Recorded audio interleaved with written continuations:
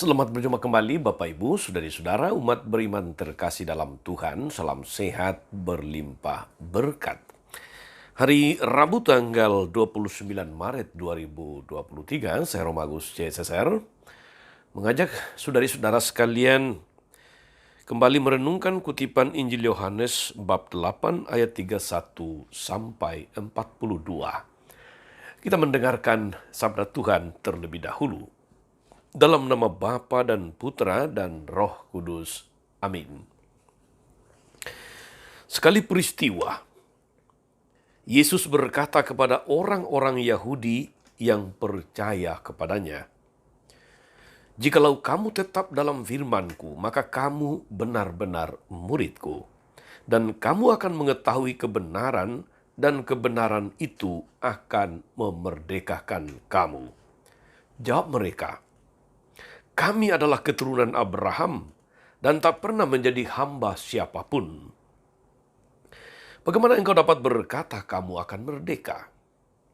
Kata Yesus kepada mereka, "Aku berkata kepadamu sesungguhnya, setiap orang yang berbuat dosa adalah hamba dosa. Dan hamba tidak tetap tinggal di rumah, yang tetap tinggal dalam rumah adalah anak. Tetapi apabila anak itu memerdekakan kamu, kamu pun benar-benar merdeka. Aku tahu bahwa kamu adalah keturunan Abraham, tetapi kamu berusaha untuk membunuh aku karena firman-Ku tidak beroleh tempat di dalam kamu.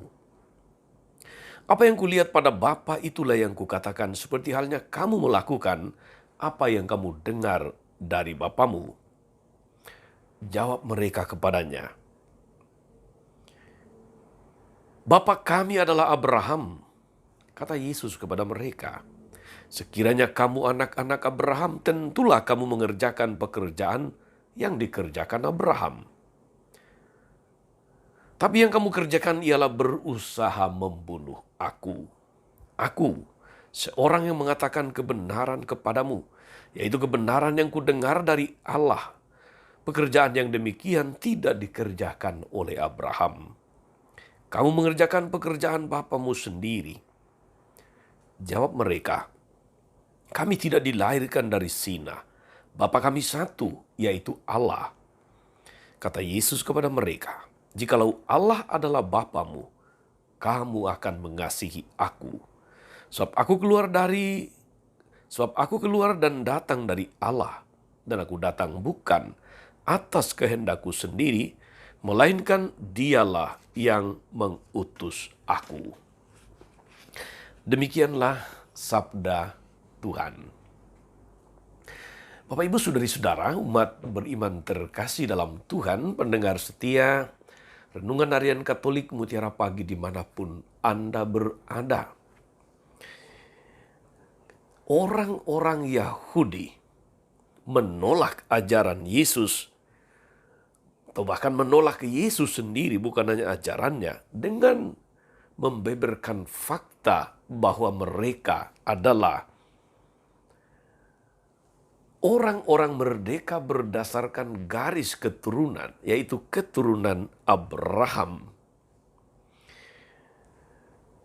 Tetapi kita juga tahu saudara-saudari, realitasnya adalah bahwa mereka pernah, meskipun sebagai keturunan Abraham, mereka pernah menjadi budak bangsa Mesir dan di Babilonia.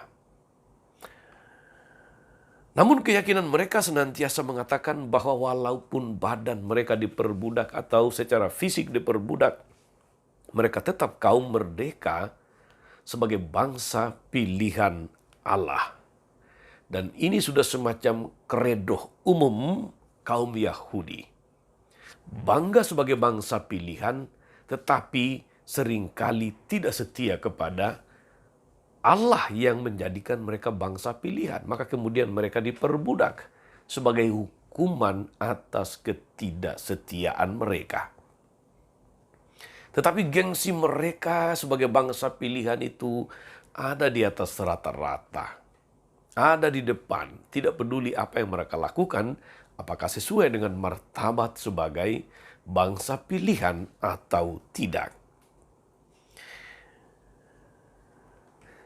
Yesus tidak berbicara tentang perbudakan jenis ini, perbudakan badan, diperbudak oleh bangsa lain. Sebagai keturunan Abraham, mereka seharusnya beriman seperti Abraham.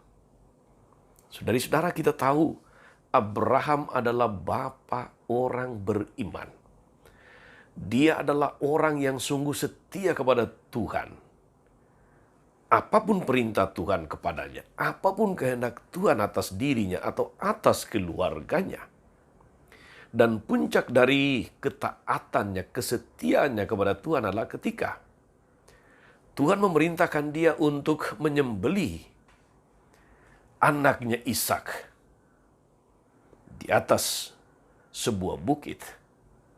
Dan dia kemudian hendak melakukannya, hendak mengikuti perintah Tuhan meskipun Ishak adalah anak satu-satunya dan dia dapatkan atau dia peroleh pada masa tuanya. Tetapi ketaatannya kepada Allah lebih tinggi daripada kepentingan dirinya sendiri. Allah menguji iman Abraham dan dia kedapatan setia. Tetapi bangsa Israel yang merupakan bangsa pilihan, keturunan Bapa Abraham, justru gagal untuk meneladani Abraham sebagai orang beriman, sebagai bapa orang beriman. Tapi mereka tetap pada kebanggaan sebagai bangsa pilihan. Jadi meskipun diperbudak secara fisik, mereka tetap merasa merdeka sebagai bangsa pilihan. Tentu itu sesuatu yang ironis, sesuatu yang kontroversi, tetapi begitulah bangsa Yahudi. Dan buah dari iman seperti Abraham seharusnya adalah bahwa mereka percaya kepada Yesus. Dan percaya kepada Yesus berarti kemudian siap melakukan kehendak Bapa sebagaimana Yesus. Dan buah dari melaksanakan kehendak Allah bahwa orang kemudian mengingkari dosa. Tapi kenyataannya saudara-saudara, bangsa Yahudi justru mau membunuh Yesus, utusan Allah. Mereka mau membunuh dia. Mereka berdosa dan menjadi budak setan, budak iblis. Dan perbudakan jenis ini yang sebetulnya dimaksudkan oleh Yesus, bahwa Yesus akan membebaskan mereka. Kalau mereka memilih untuk melakukan dosa, maka mereka adalah hamba dosa. Dan seorang hamba tidak berada dalam rumah. Hamba berada di luar. Kecuali, kata Yesus tadi, kecuali kalau anak itu memerdekakan, maka dia akan benar-benar merdeka. Yesus katakan, hamba tidak tetap tinggal di rumah. Yang tetap tinggal dalam rumah adalah anak. Maka kalau seseorang menyebut diri sebagai anak Allah, orang beriman, dia harus menerima Yesus dan melaksanakan kehendaknya. Tapi kalau lebih memilih mengikuti kemauan kuasa kegelapan yang kita sebut sebagai iblis atau setan, maka kita tahu kepada siapa memperhamba diri. Saudari-saudara umat beriman terkasih, pertanyaannya untuk kita justru adalah apakah kita juga menjadi hamba dosa? Atau lebih lagi menjadi hamba setan, menjadi budak setan juga? Jika kita berdosa dan tidak mau bertobat, kita adalah hamba dosa. Kita adalah budak setan. Setiap dosa adalah bentuk penghinaan terhadap kasih Allah. Ketika orang berbohong misalnya, ketika orang memfitnah, ketika orang melecehkan martabat sesama, ketika orang suka membuli dan menistakan sesamanya, ketika orang mengangkangi hak-hak orang lain, lebih-lebih orang-orang kecil, miskin, dan terlantar, ketika menyebabkan orang lain melakukan kejahatan, dan hal-hal semacam itu menunjukkan bahwa seseorang dalam skala tertentu telah menjadi budak setan atau telah memilih menjadi budak iblis.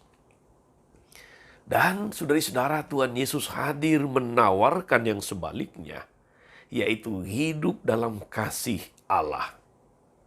Siapapun yang hidup dalam kasih Allah, maka dia akan hidup jujur, dia akan hidup benar, dia akan berlaku adil kepada orang lain, dia akan penuh kasih, dia akan berjuang bagi kebaikan banyak orang, bagi sesama.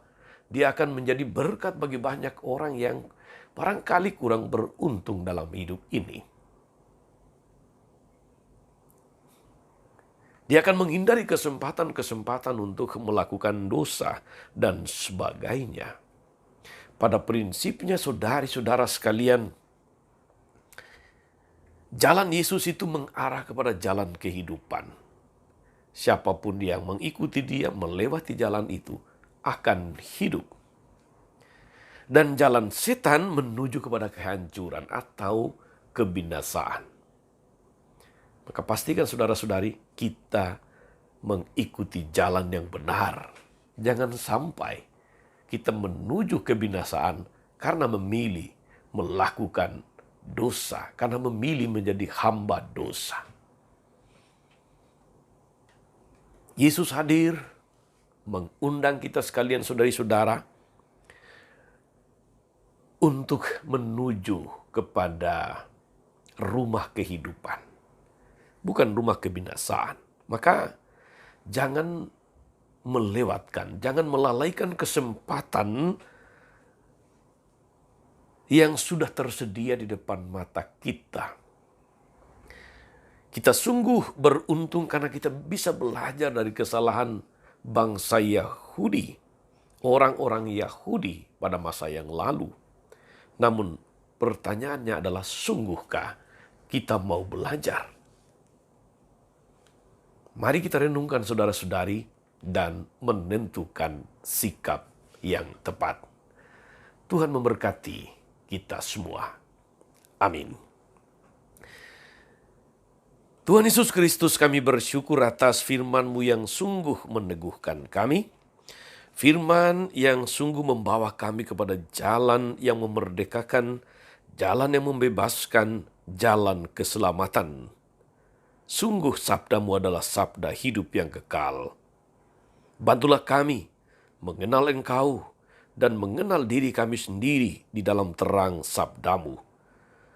Sebab Engkaulah Tuhan dan Juru Selamat kami sepanjang segala masa. Amin. Saudari-saudara sekalian, berkat Allah turun atas saudara-saudari, atas mereka yang kita doakan atau kita janjikan doa mereka yang sakit dan menderita. Segala rencana, karya, dan pelayanan hari ini Bapa dan Putra dan Roh Kudus. Amin. Tetap sehat dan teruslah menjadi berkat. Jangan lupa like, subscribe, nyalakan lonceng notifikasinya. Salam 52, Tuhan memberkati.